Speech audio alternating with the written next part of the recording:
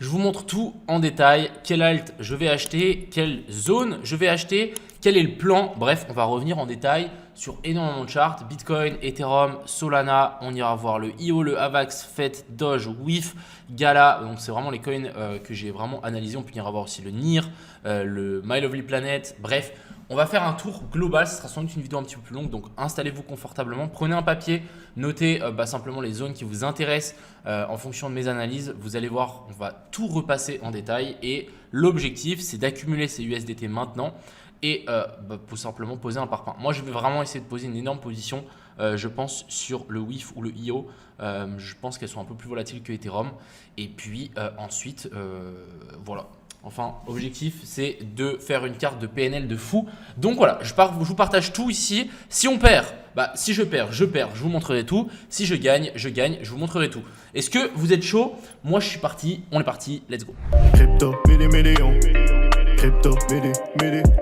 Crypto, million. Alors, avant tout, on va commencer directement ici par cette fair value gap et la dominance du Bitcoin.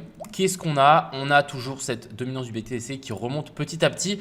N'oublions pas que le retest qu'on est venu faire ici dans la fair value gap en weekly est clairement bullish. Donc, pour moi, la charte reste bullish, même si on peut potentiellement se faire rejeter ici.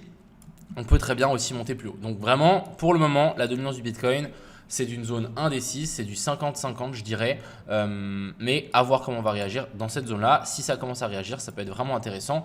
N'oublions pas qu'on se rapproche de l'été, c'est bientôt la fin du mois de mai. Pour le moment, on n'a pas eu de sell in May and go away, on verra.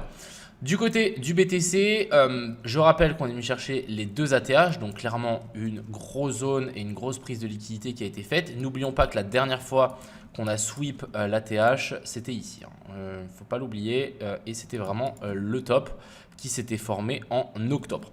Alors, maintenant, si on zoome un petit peu sur ce BTC, j'avais tiré deux petites lignes pour CryptoPro pour leur montrer un petit peu ce qu'on pouvait potentiellement faire.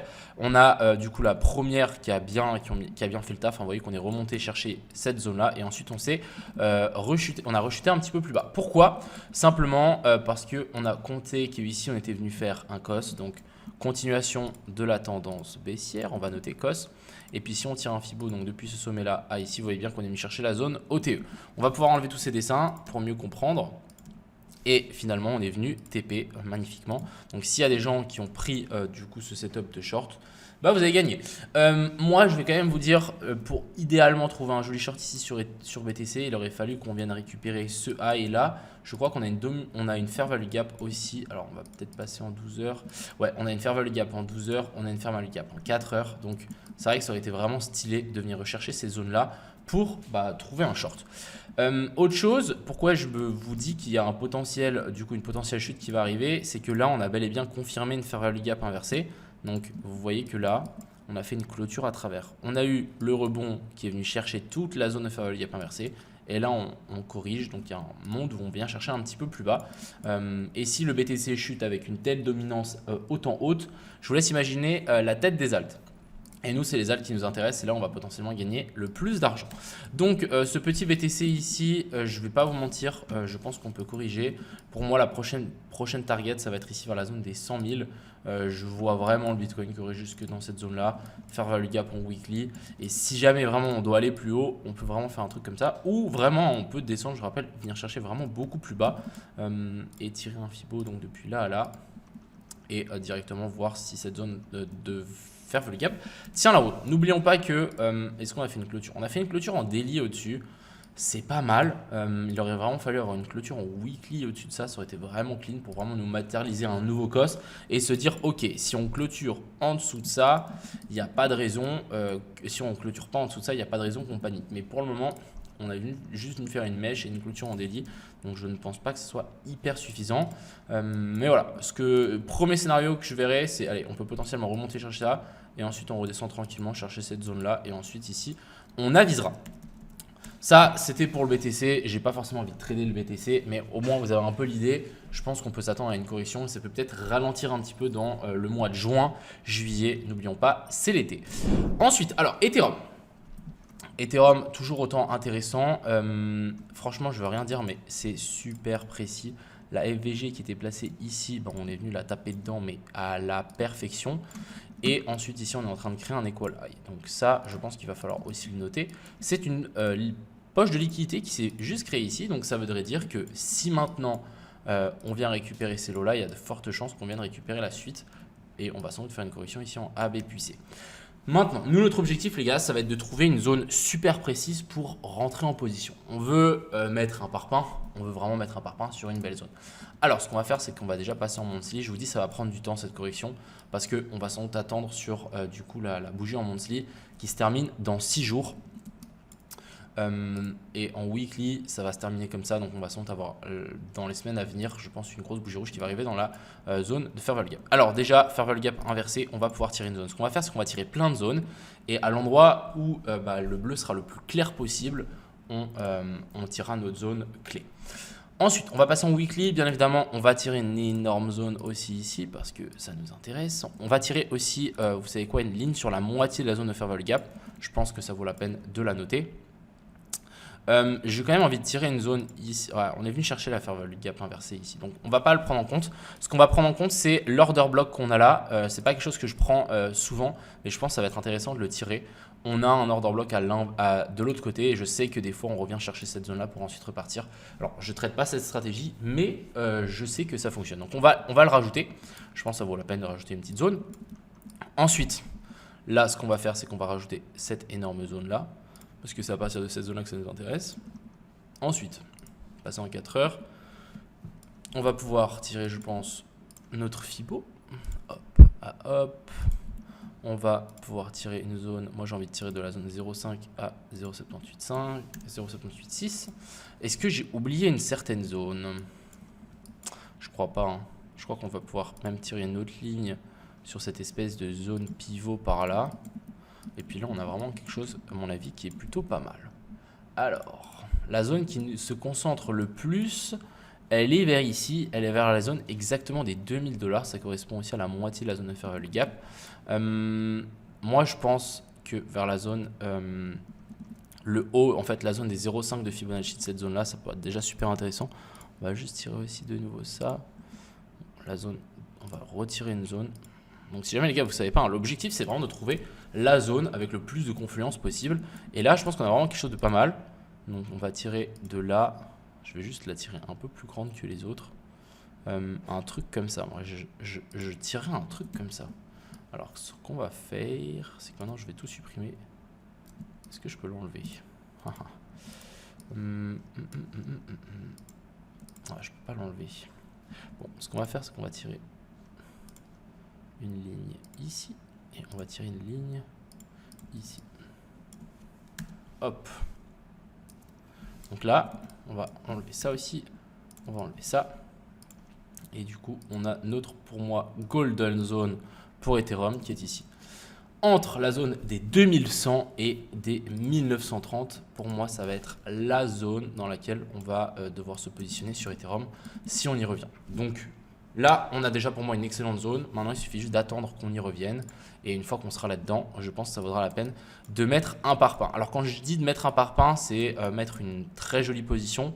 Je pense le mieux serait avec un stop loss assez large et simplement target. Moi, je pense que si on arrive à prendre ce long sur Ethereum, on peut target ce sommet-là. Donc, vraiment de faire un truc comme ça. Hop, on redescend, bim, et ensuite bim. Et là, je pense que ça sera vraiment le plan idéal et c'est ce qu'on va essayer de target. Donc voilà pour l'Ethereum. Je vais faire un tour sur Ethereum contre Bitcoin. J'avais dessiné ça aussi. Ça correspond plus ou moins à ce qu'on veut voir sur Ethereum avec une chute qui vient récupérer quelques zones de fair value gap. Je pense aussi, pourquoi pas venir récupérer la grosse zone de fair value gap inversée qu'on a là. Attends, on va même peut-être passer en daily. Elle est plus ici. Donc je pense que si on revient chercher vers la zone des 0,021, ça semblerait super. Je vais mettre une alerte. Donc exactement sur la zone de fair value gap ici en daily et la fair value gap ici et je pense que ça va être super intéressant. Voilà pour l'Ethereum. Donc vous avez noté, c'est pour moi ces zones là. Ensuite du côté du Solana, alors on va passer sur une autre charte un peu plus clean. On va peut-être passer par là. Alors qu'est-ce que j'avais dessiné? Ok, j'avais dessiné ça. Alors pour moi, le Solana, vraiment, ah, c'est plutôt pas mal mon dessin. Je vais pas dessiner ça parce que c'est l'analyse que j'ai partagée sur Twitter et de toute façon, j'ai envie de l'update. Mais ce qu'il faut comprendre, c'est que là, pour moi, le Solana, on est venu vraiment faire une inversion structure. Là, on est dans une tendance baissière et il y a de fortes chances qu'on vienne chercher ce lot-là. Ce que j'ai découvert, c'est que on est venu faire une très jolie zone d'investment, mais quelque chose de assez compliqué à trader. C'est pour ça que des fois, je vous dis, c'est pas simple. Qu'est-ce qu'on a là? On a prise de la fair value gap avec cette mèche, sauf que si on tire en notre Fibo, qu'est-ce qu'on a? On a vraiment un front run de la zone des 0,68 et puis même si on tire depuis la mèche ici, vraiment la zone des 0,68 a été front run. Nous, notre objectif, c'est quand même de prendre un trade dans cette zone des 0,68. Donc pour moi, après si on est en bull run, etc., je sais que des fois on n'y revient pas forcément, mais on est vraiment, en fait on s'est arrêté avant plein de zones. Vous voyez que là on a plein de zones de fair value gap en H4 qui n'ont pas été touchés. On est juste venu chercher la FVG en daily et on est venu en fait faire fair value gap, tout prise de liquidité, et là on va souvent faire prise de liquidité, tout zone OTE, tout fair value gap et tout prise de liquidité ici en dessous. Et je pense qu'on va avoir une correction, un truc comme ça, donc en A, B et puis C, comme on l'a extrêmement souvent, hein, comme ici, A, B et puis C, pour ensuite vouloir repartir. Donc de nouveau, je pense que le sol va aller plus haut, hein. L'objectif c'est quand même d'aller chercher par la zone des 220$, mais on va sans doute faire un nouveau plus bas et récupérer donc ces zones là avant de vouloir repartir. Ensuite, on va checker donc total. Je pense que ça vaut la peine d'aller checker un petit peu ces totals. Pour le moment, les zones, je vous tiens, les zones de fair value gap qu'on avait laissées là ont été front run. Donc, on vient chercher un nouveau plus haut. Pourquoi pas maintenant chercher un nouveau plus bas et ensuite après vouloir repartir. Et je pense qu'on a plus ou moins la même chose sur quasi toutes les time frames. Donc voilà, là je pense vraiment qu'on peut s'attendre à une correction pour ensuite vouloir repartir, hein, vraiment nous faire une très jolie A, B puis C. En tout cas, ça reste super bullish à moyen long terme. Maintenant, on va parler de nos alts. Alors, moi, je vous dis, Ethereum, ça peut être super intéressant, mais j'ai regardé un petit peu les pourcentages. Moi, je vous dis, hein, on veut vraiment prendre un parpaing. Donc, imaginons, on long ici sur la zone des 2100, on target le high, on est environ sur un 100%. Mais ça reste un énorme pump pour Ethereum, hein, qu'on soit d'accord, par rapport à son historique, ça reste beaucoup. Par contre, on a des alts comme IO qui sont vraiment extrêmement basses et qui ont commencé à prendre un petit peu de puissance. Vraiment, moi je vous dis, les pumps là, ce n'est pas des pumps de pacotille, on est déjà sur du 80% directement. Et si on passe en weekly, même en monthly, vous allez voir qu'on a laissé énormément de fair value gap et de zones qu'on doit aller toucher juste au-dessus. Et quand je dis juste au-dessus, bah en fait, ça reste quand même assez gros. On reste sur genre du 100%. Donc, je pense que ces alts là peuvent être en fait comme si on longuait l'Ethereum avec un levier. Et nous, bien évidemment, c'est qu'on veut prendre le plus de levier possible sur notre position. Donc, ici, par exemple, pour le IO, vous voyez que j'ai mis une alerte. Mais simplement, j'ai vu qu'on avait des zones de fair value gap ici en dessous. Potentiellement une correction en A, B, puis C. N'oublions pas qu'on est dans une tendance haussière, hein. Là, on a notre dernier COS haussier. Pourquoi? En plus, on a vraiment un très joli petit sweep juste avant. Et ensuite, on fait un COS. C'est vraiment pas mal. Là, on est redescendu dans cette zone-là. Et là, il y a de fortes chances qu'on veuille repartir vers du coup un plus haut. Et vraiment, je pense que l'objectif, ça va être essayer de long le IO dans cette zone-là. Alors, quand je dis essayer, c'est on va attendre une confirmation en low time frame si on en a une. Sinon, ça va être compliqué. De plus, je pense qu'on a une espèce de petite trendline comme ça. Je peux peut-être passer en daily. On a vraiment, je pense, une petite trendline, un truc comme ça. Et du coup, venir s'appuyer dessus, ça serait vraiment pour moi pas mal du tout.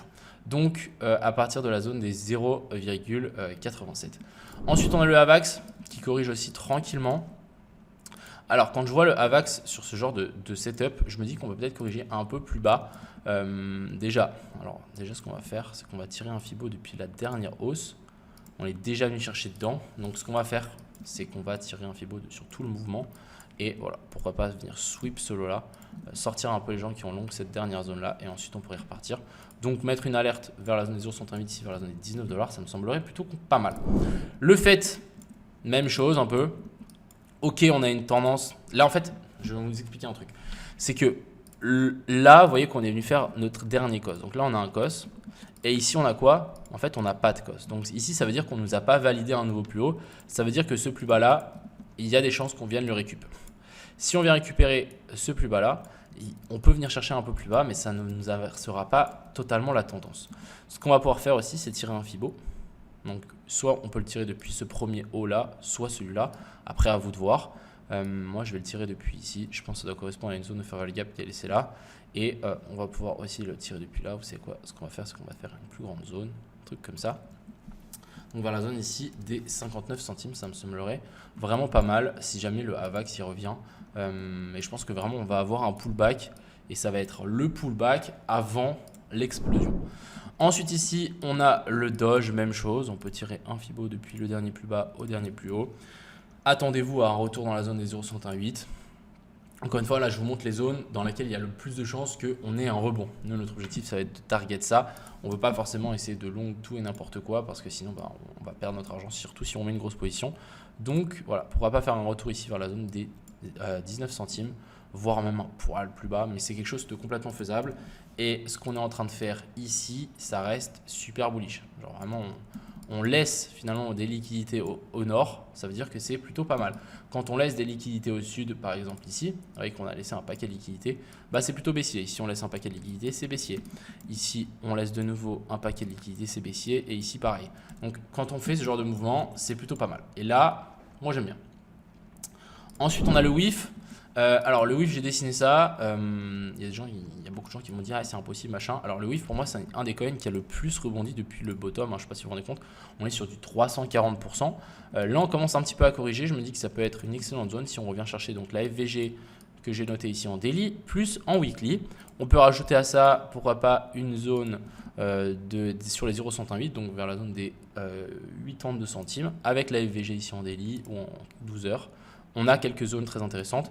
N'oublions pas, je pense que ça va être super intéressant de se caler sur le Bitcoin quand il commence à rebondir et quand on commence à avoir des inversions de structure. Juste long, bêtement ici, faites attention.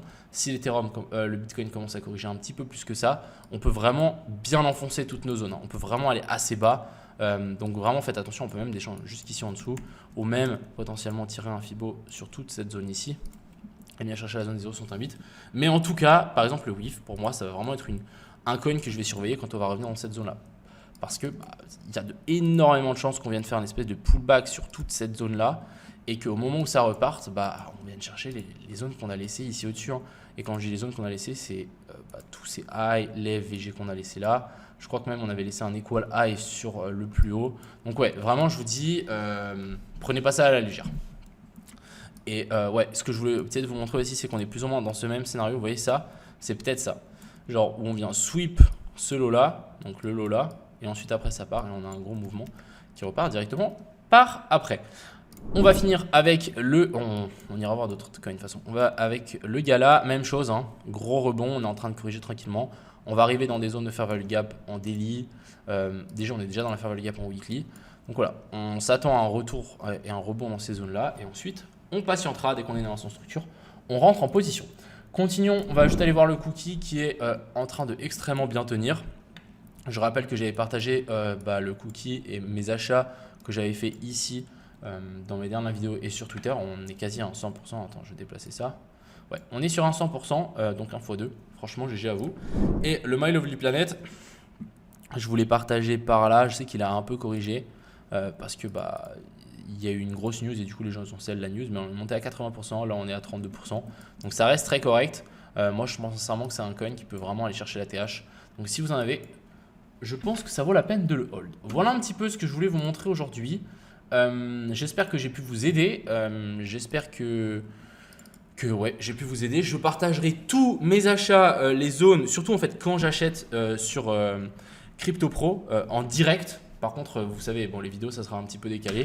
Donc, en espérant que ça ne pump pas entre le moment où j'achète et quand je tourne une vidéo. Et puis, voilà, on a fait un peu le tour. J'espère que cette vidéo vous a plu. N'hésitez pas à mettre un petit pouce en l'air si vous avez kiffé. Si vous en voulez plus comme ça, où on est un peu plus chill et on regarde peut-être un petit peu plus en détail et on prend un petit peu plus le temps, je pense que ça vaut la peine. Et je vous souhaite à tous une agréable fin de journée, un bon week-end. C'était Crypto Millions. Ciao.